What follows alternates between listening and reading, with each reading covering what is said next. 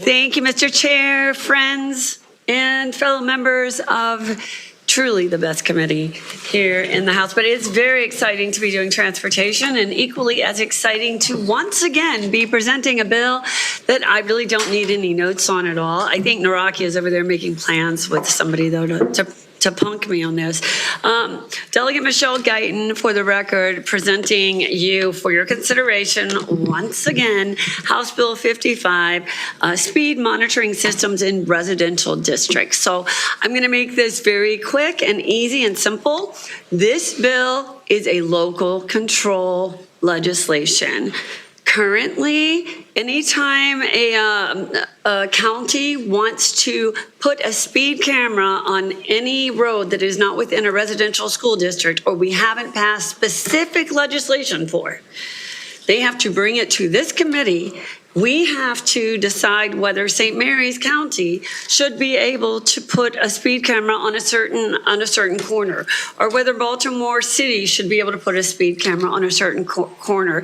It's inefficient, and it is absolutely not the best way to serve the people of any given district. We need the people, the police officers in particular, who are all in favor of this bill, to be the ones deciding what is in the best interest of the people that they serve, the ones who are the closest to them.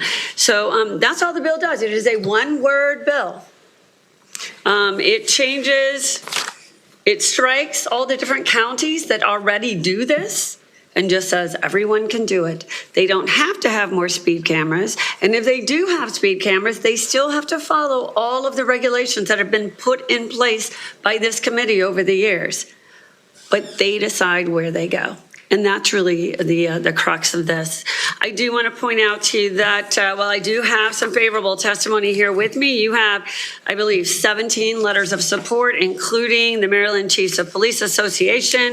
We have the Baltimore, well, you're here with us today, Pikesville Community Association, Baltimore County Government, Maryland Association of Counties, so MACO, for those of you who are not familiar with that, Frederick County, Maryland Coalition for Roadway Safety, Maryland Department of Transportation, many others, including National Federation of the Blind. So take a look at those. We have no significant unfavorable report. For those of you who are new, that means there are some people who just say no but write nothing, and that's not a convincing argument generally. And we have one favorable with amendment letter for you, which I actually absolutely agree with. That's from Michael Sakata, who says we should expand this authority to speed cameras anytime, any place. So thank you very much. And I ask for a favorable report on this bill, which did pass this committee last year and several other years in various forms. But this is exactly the way it passed last year out of this committee and the House. Thank you. Okay, great. John Corn, Bicycle Advocates for Annapolis and Anne Arundel County, but again, representing Bike Maryland and a coalition of safety advocates from across the state.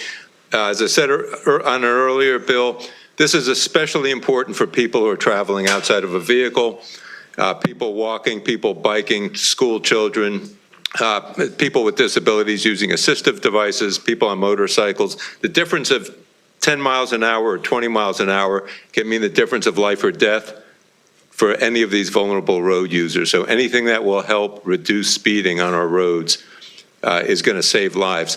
While fatalities overall in the state were down from 2024 to 25, 1/3 of the fatalities in 2025 were vulnerable road users. So we ask for a favorable opinion on this bill. Thank you. Good afternoon. I'm Veronica McBeth. I am the Director of Baltimore City Department of Transportation, and we support this House Bill 55. The legislation is a critical tool in our mission to calm traffic and to save lives. HB 55 allows for the use of automated speed monitoring systems in residential districts, an approach that meets the urgent needs to address excessive speeding where we live, work, and play. And Baltimore's current speed camera use is very limited to school zones and weekday hours, leaving many neighborhoods unprotected, especially at nights when reckless driving often increases. In 2025 alone, over 23,000 citations were issued on I-83 between the hours of 8 p.m. and 6 a.m., highlighting the enforcement gap. And HB 55 would allow 24/7 automated speed monitoring in residential districts, helping cities like Baltimore reduce crashes and protect residents without over-relying on police presence. These systems don't just enforce, they actually change behaviors. So we urge you to support a smart, scalable, and safety-focused solution to address excessive speeding in neighborhoods across Maryland. Thank you for your time and consideration.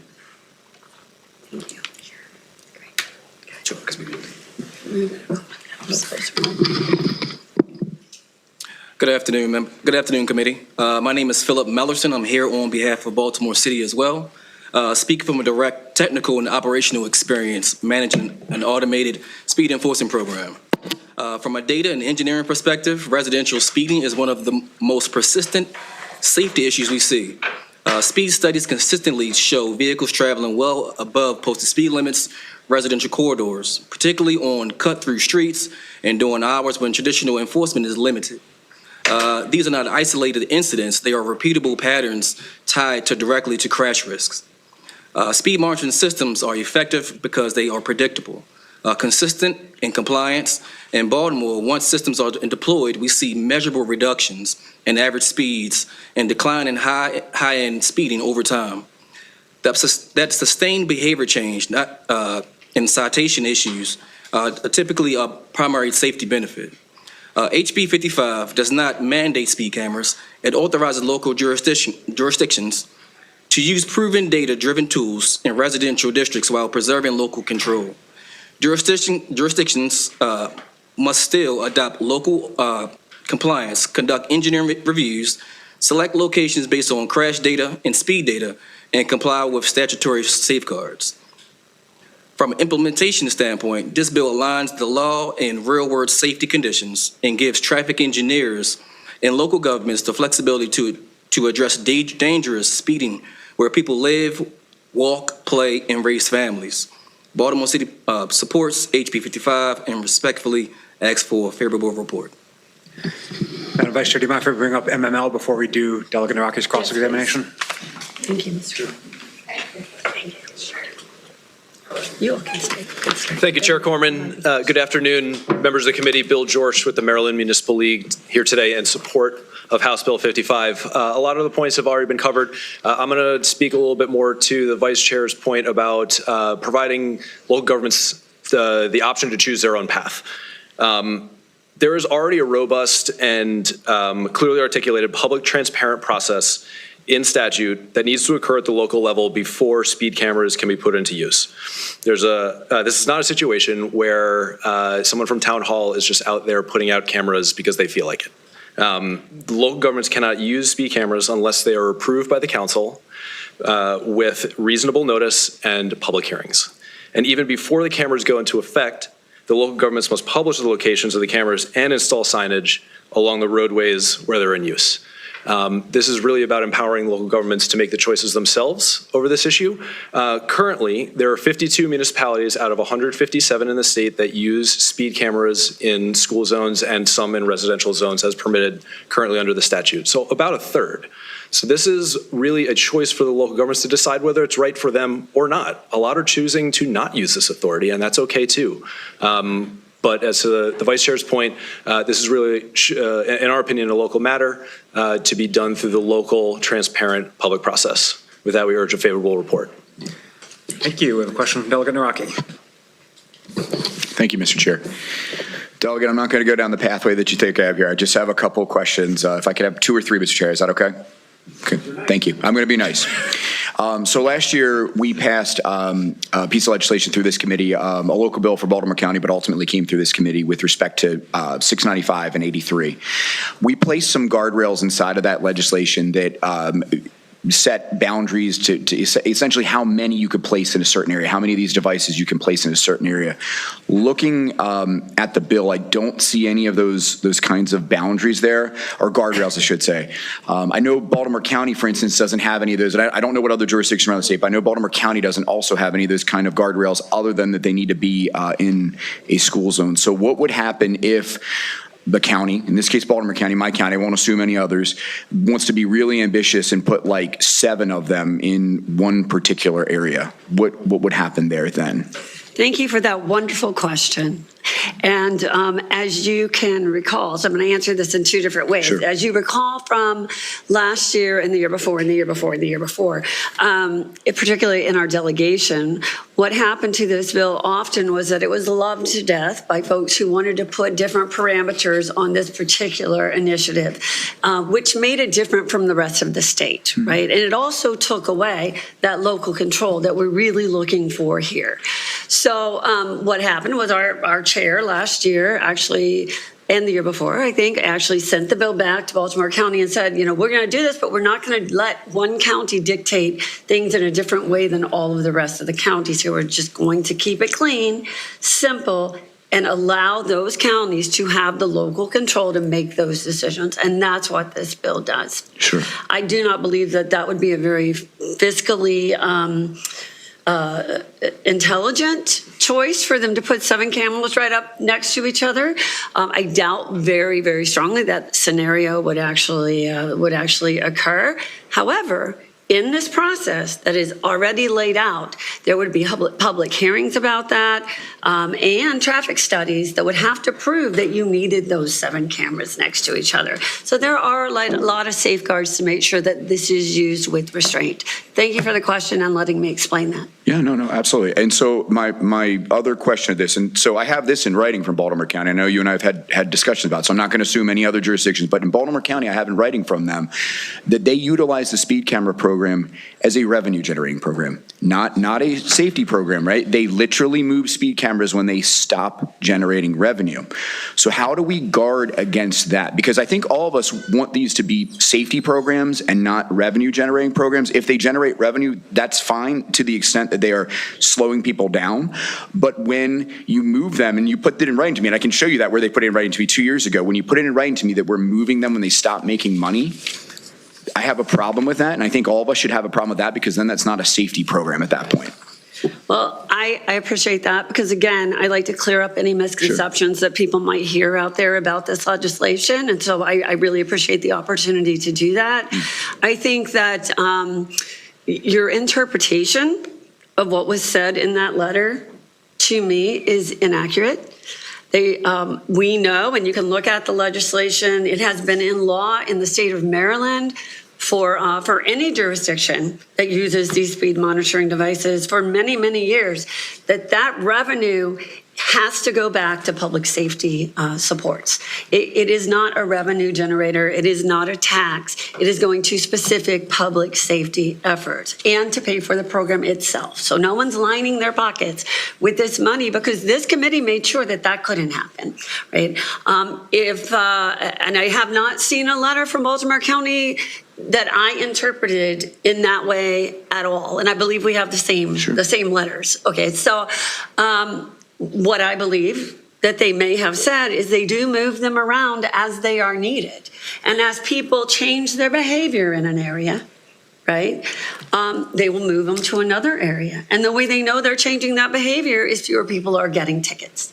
That's not about raising revenue. That's about changing behavior and utilizing those resources where they're most needed. So I appreciate being able to expand on that a little bit more. Okay, we can follow up offline. I know that we will. Okay, thank you. We would enjoy that, yes. Delegate Long. Thank you, Mr. Chair, and sorry to insert myself into a Baltimore County and Baltimore City conversation. Oh, no, sir. This is a statewide deal. I'm aware, but you have Baltimore County and Baltimore City at the table. I guess my question is to the Director of Baltimore City. So would the council have to vote and then decide if and when cameras are placed? The City Council. Yeah, and I'll let Phil correct me if I'm incorrect, but if this legislation passed, it would not have to vote where the cameras are placed. What we would do is a detailed study, as Phil said, about the traffic data and speed studies as for whatever corridor that we're dealing with. So that's how we would go about taking a look at where the cameras would be placed, and kind of to go into an example. is that like we typically do this over the course of, what, 30 days? Yes. Typically over the course of 30 days of sampling speed data in a particular corridor where we see traffic impacts. And if we see that a camera is needed there, that's when we would take considerations and put a camera there. Okay, so can I come through a different angle? Thank you, Mr. Chair. So this is for MML, and here's my reservations, right? I'm not anti-speed camera, but I understand that all of us here represent various forms of government. You have commission, you have code, home rule, you have charter. And in the charter from our government, of course, we understand, and especially in cities, larger cities, there are departments that are geared towards administering speed safety programs. Take my county of Calvert County, for example. The sheriff's office would then be the ones probably putting these speed cameras up or determining where they're going. And so for me, that is just my reservation. Where is the structure for forms of government that aren't as vast and do not have the staffing capabilities to be able to carry out such a program? Especially because, I'm not gonna lie to you, I don't necessarily know if I want the sheriffs of Calvert County determining where speed cameras go, and I don't want to see black and brown people disproportionately affected, for the record. Thank you. Sure, I appreciate that, and that is a conversation that we've had for many years about the disproportionality in these sorts of situations. I think the data shows that, in fact, this is much, much better than having people being stopped and having interactions with police officers for people of color. And that's no impugnment against police officers. I'm saying that that's what the data really does show us, that this limits those sorts of interactions and frees up our law enforcement for public safety of other kinds. But I also think you also represent Prince George's County as well, correct? They already have this authority. Your other district already has this authority. And if you, because many other counties do that are represented in this room. And if you look at the legislation closely, then every single aspect of how this will be decided is actually written in this legislation, not by this bill, but it has been in law for many years, right? This bill's not changing any of how those decisions are made, other than that the local governments make them, and not me making choices for your district and you making choices for mine. That's the only difference by this bill. I understand that. And again, I'm not opposed to what you're trying to do for your community. I'm just asking, and really for MML as well too. I may not know, or Mako can answer later, but how would a smaller county, who are Mama May I forms of government that have to come and ask for permission for various things, then carry out a program like this? For example, again, because well, I would say they don't have to. They don't have to do it at all if they can't do it.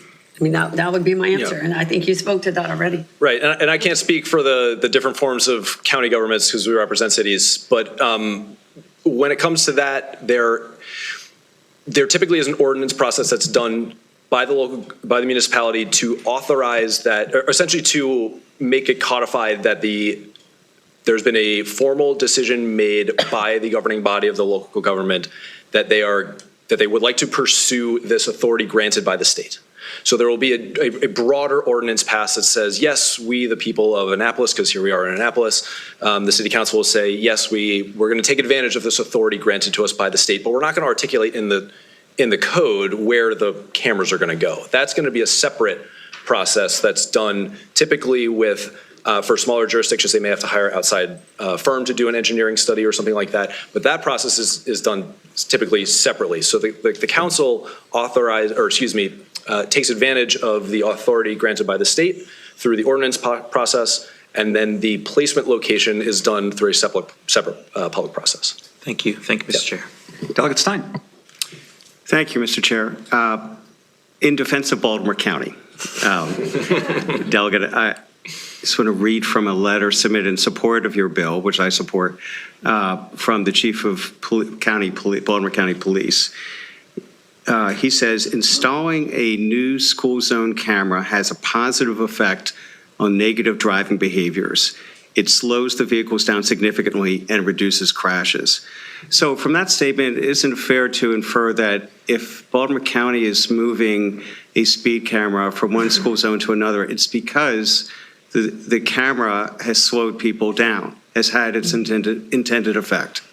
Exactly, and thank you for clarifying that again. That is what I was trying to help our colleague understand. They're not doing it for revenue, they're doing it because it works. And there's another place they could utilize that service. Thank you. Okay, that concludes the bill here on House Bill 55.